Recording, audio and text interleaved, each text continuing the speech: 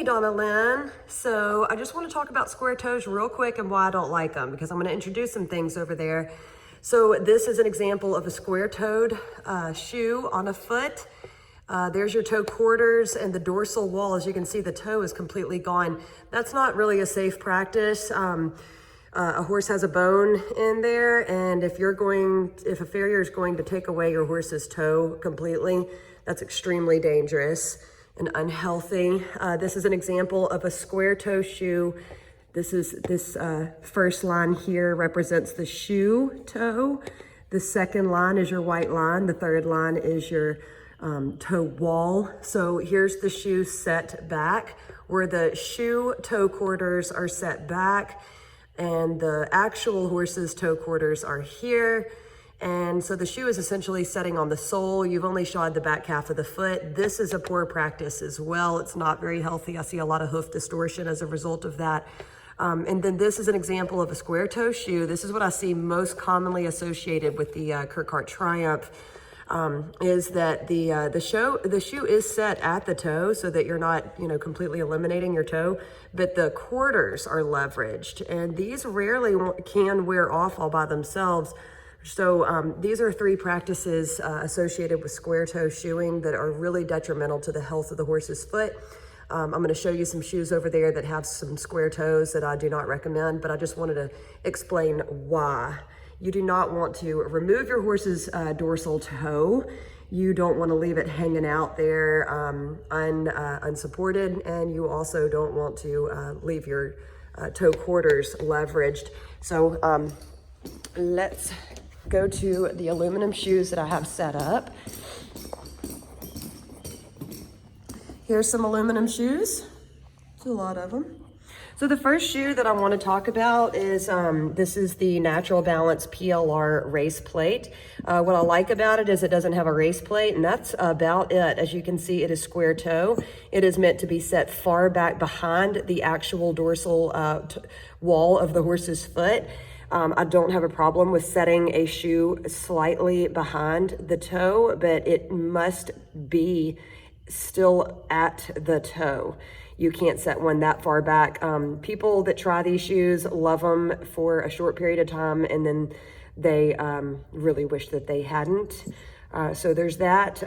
I have used these shoes on horses because I did buy them and I just wanted to use them, but I ground off this excessive square area. Unnecessary. Don't even let anybody sell you the Natural Balance big square blah. Anyway, this is a race plate. This is a fine shoe for the race horses. It is a no vibe pad that is already adhered to it. This shoe is designed to take away the vibration from the metal when the horses are traveling over pavement and other environments, hard surfaces that horses need to travel over when at the track. But the problem I found with horses that have a little bit more natural environment like mine and pastures and whatnot is that the material is too soft and the nail holes crumble your horse's hoof wall. Not a good deal. Here is another aluminum shoe. This one is by Thoroughbred. This one is by Kirkhart. It's called the King's Plate. It has what's called the blue bind. This is a nice shoe in the theory of reducing the concussion and the vibration. The blue bind is a harder material, although it is still very vibration absorbing or reducing. But it doesn't waller out the nail holes unless you just have a very soft-walled horse. Be careful though when you're going with shoes like that, is that it lifts the foot a little bit too high off the ground, and you're not going to get a whole lot of ground surface support in some cases. This is an equilibrium roller. So what you've got here is a lot of leverage reduction at the sides, leverage reduction at the toe. This is in the realm of therapeutic shoeing. This might be great for a horse that has the tendency to get a sore suspensory because there's a lot of toe here, a lot of toe support. It's going to eliminate that toe from sinking into the ground. And then the heels have some penciling effect, which is going to allow the heels to sink, which it's in the therapeutic zone, but it's also also a combative measure against a suspensory injury reoccurring, or a horse that has a conformation that just kind of looks like, hey, those suspensories are just waiting to get sore, aren't they? This is a great shoe. Some people are concerned about the broad toe in speed events, that there can be some slipping, and there certainly could in some surfaces.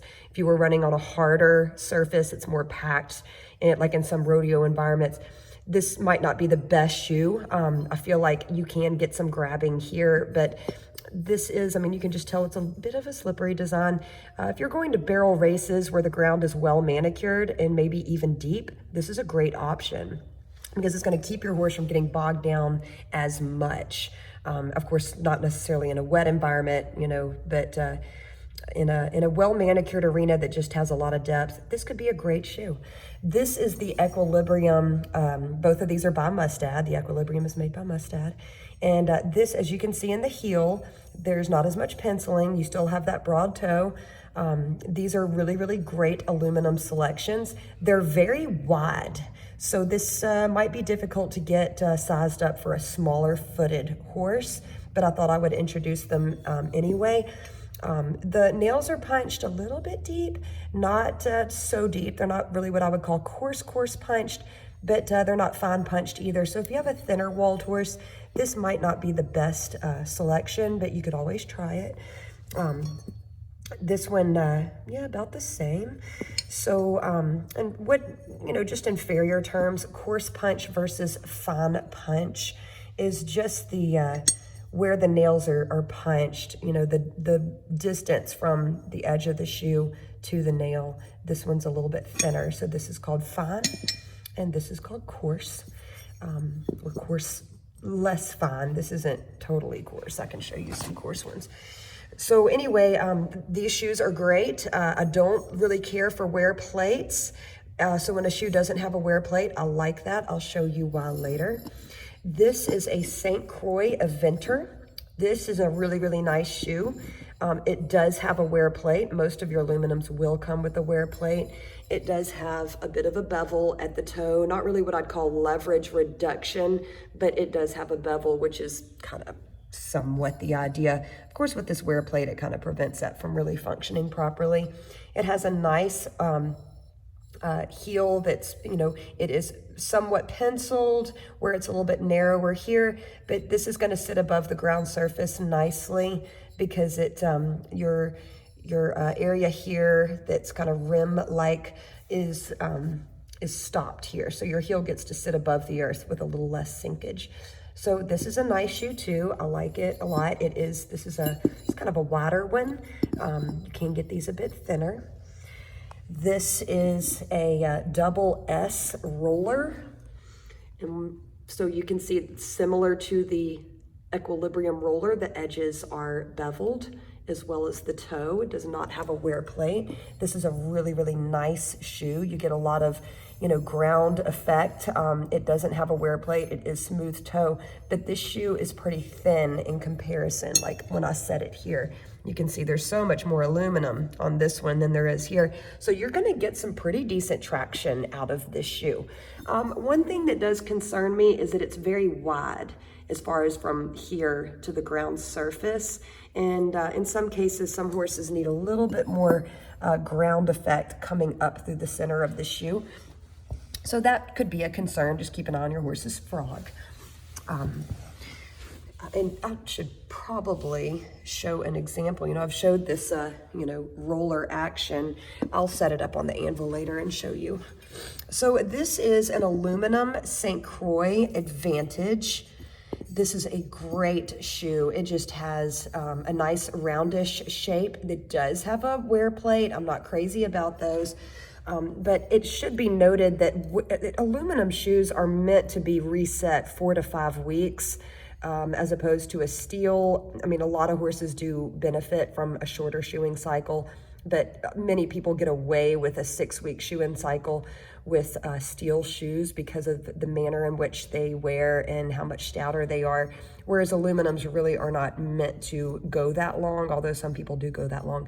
And this wear plate is less likely to negatively affect the way that your horse travels at 4 to possibly 5 weeks. Whereas, I mean, believe it or not, 7 or 10 days can make a big difference right here. This wear plate, if you'll notice, is set very close to the toe, and that does make a difference. And I will explain when I show you a different, well, hell, I'll just explain it right now. It's gonna prevent this area from wearing at all. So what you want to be concerned about is how much do your heels wear, because you don't want the front of the shoe not to wear at all, but the back of the shoe to wear, and then start setting your horse at a negative angle. So that's just something to think about when you're looking at wear plates. This is a favorite shoe of mine. It is by Kahn Forge, Kahn Forge. This shoe, it's called a certifier. It's very basic so that you can do any manipulation necessary to benefit your horse's locomotion. I have a used shoe as an example. What I love about this shoe is that it allows the horse, if you don't manipulate it yourself, or the farrier doesn't manipulate it his or herself, the horse can customize this shoe very quickly for his own manner of travel. Here, I'll just show you this. It's, there's no leverage reduction built in whatsoever. The edges are very squared off. And then in comparison, you can see that there has been quite a bit of leverage reduction created at the toe in this horse's very own locomotive characteristic. So it customizes itself to the horse's foot. It does not have a wear plate, so the wear plate cannot obstruct that horse's manner of travel. This is my favorite shoe. And they do make this shoe where it fits a very small foot. And as I've read in your comment section, you have a very small footed horse. It works great on a narrower or a little bit thinner walled horse as well. This is the Victory Elite. This is a very popular shoe. It's very nice. It does have a penciled heel, so that is going to sink into the ground a bit. Not necessarily the worst thing ever. Some horses really benefit from it, especially an upright-footed horse. The wear plate is set very close to the toe, so that will obstruct some of that customization like this shoe allows. And again, for horses that don't need just an exacerbated amount of heel sinkage, it does have some support to eliminate it from becoming extreme. This is the Victory Elite XB. So let's take a look at this. This little wear plate is set somewhat back. There is a bit of a kind of a roll there built in, but not enough to really make a difference. And of course that wear plate's going to eliminate some of that rolling effect customization to happen. The inside of this shoe looks very square. The outside is fairly round. This is not the heels are penciled, however, flat and supportive. So this is a shoe that I don't necessarily hate, but I don't really use it just a whole lot. This is a really nice shoe. It is copper plated. You don't have to get it in the copper plate. It's aluminum, just a copper plate on it. It's a King's Plate Super Sound by Kurt Hart. The wear plate is set right there at the toe. So again, you're not going to get that customized toe breakover. The rim is all the way to the heels. So this is going to have quite a bit of sinkage. It's a great shoe if a horse goes well in it. This shoe, if you'll notice, it's kind of concave, where it is very wide up against the horse's foot for protection, but narrow out here at the ground surface. So you get traction, but you also get foot protection. And let me just go back. That is also in the Elite XB. Minimally in the Elite, but still well protected. The same is for the Advantage by St. Croix. You can see that concavity. This one does not have that concavity. And the Aventer does have that concavity. The Equilibrium does here at the edges, but like we discussed at the toe, it's very wide and broad and does not. This one does as well, and here. So those are just some things that also some horses need a bit more protection, but less ground support. And that's where these concave shoes really come in handy. Here's another nice concave built shoe. I really care for this one a lot. It's a Kurt Hart Century Support. the wear plate is set a little bit further back from the apex of the toe, or the this area, the toe. So you can get a little bit more of a customized breakover pattern here. The wear plate will stop it, and you do need to keep an eye on that. Again, like I said, aluminums are not meant to be on for a long time. And then here is your Kirkhart. Let me go back here. Your heels are well supported to, and flat and broad, to keep the back half of the foot from sinking down too much, putting too much strain on our digital flexor tendon. So there's that. Here is, and if you'll notice, some of these shoes are a little bit pointier here. You can always address that with a grinder, because sometimes this gets grabbed too easily and a shoe can come off from a back foot grabbing it. So here you can see with the Kirkhart Triumph that it has a squarish pattern to the inside. It's very round on the outside. But here's the difference. Here's where these shoes are not always my favorite for especially a smaller footed horse. The wear plate is very flat and long, whereas here it's rounded and short. The distance, you know what I mean? Like this has an extra, half inch maybe. So that is where you're gonna get your square distortion when you're having to shape it for a horse's foot. For example, this horse's foot was very wide and broad, so the Kirkhart Triumph wasn't really a bad idea to put on him, because I could maintain a nice round shape that matches the white line. You want your horse's shoe to match the white line. You don't want to invent your own white line. The thing about this shoe though is, if you'll notice, that wear plate kind of turned into a toe grab, and this horse's, the heels wore really, really quickly. So the shoe kind of got set back, or the angle of the support surface was backwards, which puts too much strain on the digital flexor tendon. And for that reason, I'm just not a huge Triumph fan. They're cheap, they're readily available, everybody sells them. So I really feel like that's why you see so many of them. This is an aluminum that I really like. It's called the Comfort by Kirkhart. This shoe, this is a double aught. I believe this is as small as it comes. This might not be a great shoe for your horse that has a small foot, but I thought I'd introduce it just in case you have a different horse's foot, a larger horse's foot at some time. And same horse wore these shoes. You see the wear plate is set further back. And what that allowed, as you can see with the Triumph, the leverage reduction is nothing. I mean, it just turned into a knife blade there at the front and was just like this clunky.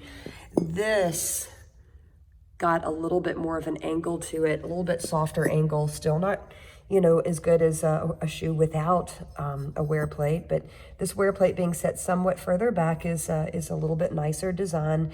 This shoe has a lot of ground surface support. This is for a horse that doesn't need a lot of sinkage into the ground. Excuse me. So I just wanted to introduce this shoe as well. This is a favorite. You can see how far back the wear plate is placed. These heels are penciled, so you can manipulate it slightly where it's a bit sharp back here. It's a great shape, fits a lot of horses' feet well.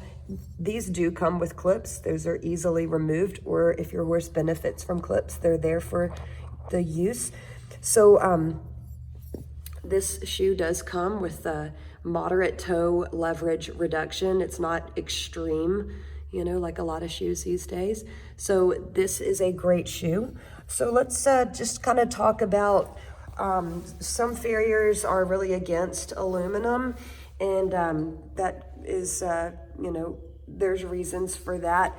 Oftentimes if a horse is in a rockier type terrain, lots of turnout, aluminum shoes, it's a softer metal, so they can kind of move around a little bit and they can get bent easily in a rocky area. And that makes a lot of farriers really not like them. Also, the oxidization of the nails and of the shoe itself to the horse's foot. Some horses' feet don't get along very well with aluminum. And oftentimes I feel like sometimes that can also have something to do with what is in your ground. What's your ground made up of at home? That can also affect aluminum. So there's a lot of really good reasons that farriers have to dissuade their owners from choosing aluminum. Aluminum was designed for racetrack use. They needed a lightweight shoe on long-legged athletes that may have a little bit more pastern than some of your short, stocky quarter horse types. That longer pastern can create a pendulum effect as the foot is in flight coming to the ground, and a heavier steel, even if it's just a few ounces heavier, can create a pendulum effect and can affect the soft tissue up the leg. So that is why the aluminum was brought about. So, and of course on your racetrack, they should, not all, trainers, but it should be replated or reshod every 4.5, maybe 5 weeks. Whereas a lot of more of the ranching type environments, the horse's feet might get addressed every 6 to 8 weeks. If you're on a little bit longer schedule with your horse, or if the horse's foot doesn't grow as much as some, then aluminum might not be a good choice for you, because the aluminum's just not gonna hold up as long as the steel, and it can make unhealthy distortions on your horse's cadence. Also, the nail holes. Because aluminum is softer, the nail holes can become wider and the shoe can begin to move, and that's going to move your nail holes even more, and then the hoof wall could crumble very easily just based on leaving an aluminum on too long, or shoeing a horse in aluminum in an environment that was not really good for aluminum. And you can just kind of take a look here at the size of these nail holes on this unused shoe versus the size of the nail holes on the used shoe. And these are the same type of shoe. So you can see where the nail would get much looser in there. And if you're doing your horse's feet really often, it shouldn't be a big deal. Also, I want to point out that oftentimes on these race type shoes, there are a lot of nail holes. And the reason is because the horses are getting shod more often.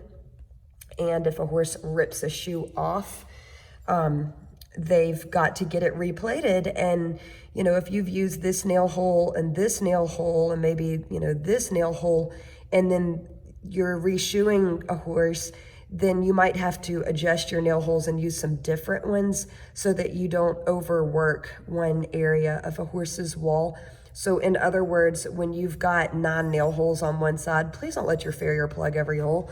Like in this case, there's nail holes way back here. These are called oh shit nail holes, and I don't think they should ever be used, ever.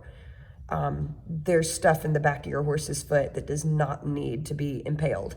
So, let's keep it up here, guys. But that's why there's so many nail holes. So anyway, I hope that this helps in making a shoe selection. If you try aluminum and your horse's feet are like, hey, we just can't really do aluminum, there are some great lightweight options in the steel area. And some of them are even these same shoes. So if you need any help there, or I'm sure your farrier can help you out there, but if you want my opinion, by golly, I'm ready to give it. Let's just talk about this leverage reduction. I'm gonna set it on the anvil, much like the tennis shoes that are made today. It's just a gentle roll to the toe. It just keeps things moving a little bit easier. So you can see here in the Kirkhart Comfort, that gentle roll to the toe. I should have introduced this one. This is your Vulcan Blank & Sop. It's a favorite shoe of mine. So let's just kind of take a look at the Kirkhart Triumph. You don't have really any gentle roll there. Not necessarily like, oh my gosh, don't use that shoe. you know, it just doesn't have it. This one does not as well. And you're gonna get a little bit, but not much there. Again, these shoes are made to be reset quickly. This one with the wear plate right there, you're not gonna get any wear there. You're not really gonna get a leverage reduction built in there. This one, I mean, this is the XB. They try to say it is, but it's really kind of not. So anyway, I won't bore you with every single one except for this one. A small-footed horse does well with this. This is the Con. Now, this shoe is out of whack. You can see the daylight. He pulled this shoe. So, and I just never straightened it up. I just kept it as an example. This is the Con Certifier before the horse has worn it. And I did no modifications to this shoe. I put this shoe on the horse just like this. And I mean, sorry, there's like, I mean, a wobble here, but he pulled it and it was bent. But this is how he modified it within about 4 weeks. And he gets that gentle roll. This is a favorite. I highly recommend this shoe. So there we go.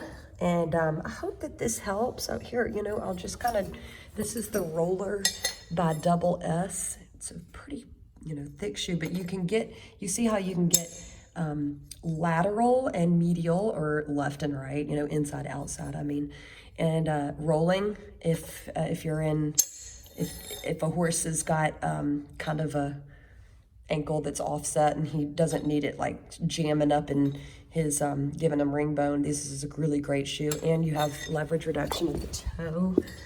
And then this is kind of the difference between the Equilibrium Roller and the regular Equilibrium. They both have leverage reduction at the toe.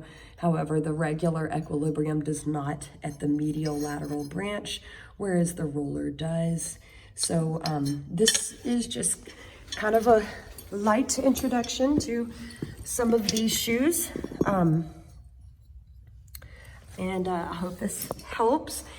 I buy most of my shoes at the local farrier supply shop and through wellshod.com. Wellshod.com has $10 flat rate shipping. So if you needed to order some shoes, because, you know, a lot of times when farriers have a customer that wants to try a new shoe, it's not really great for him financially to go buy a bunch of shoes for you and then you don't like them and then he's kind of hung with them. So I always encourage people, if you want to try a new shoe, buy it yourself.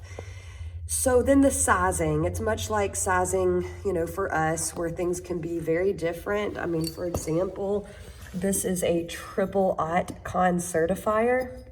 This is a double-aught Victory Elite. And, I mean, really, they're about the same size. Kind of see this one has a little bit more heel. But, yeah, right there at the toe. So, I mean, double-aught, triple-aught, those are just kind of clues. But, yeah, that's, you can't really go, it's not a concrete sizing chart. So if you need some, if you see any of these shoes and you'd like to try them, you can find them through Wellshod. And if you're not sure what size to buy, just let me know what size shoe and what kind of shoe that you're using right now. Like, for example, if you were shoeing your horse with a double-aught Advantage, you could just tell me, hey, I'm using a double-aught Advantage on my horse right now. What size do I need to get in, say, I don't know, let's find one over here. Let's say the Equilibrium. This is a triple-aught, and then this is a double-aught, and they're about the same size. So this way I can just tell you, hey, if you're looking for that correct size to order, this is gonna get you a lot closer or spot on. So just let me know if you need any help there, and I can help you get it sized where you don't spend a whole bunch of money buying a bunch of different sizes. Okay, well, thanks for listening to me gab.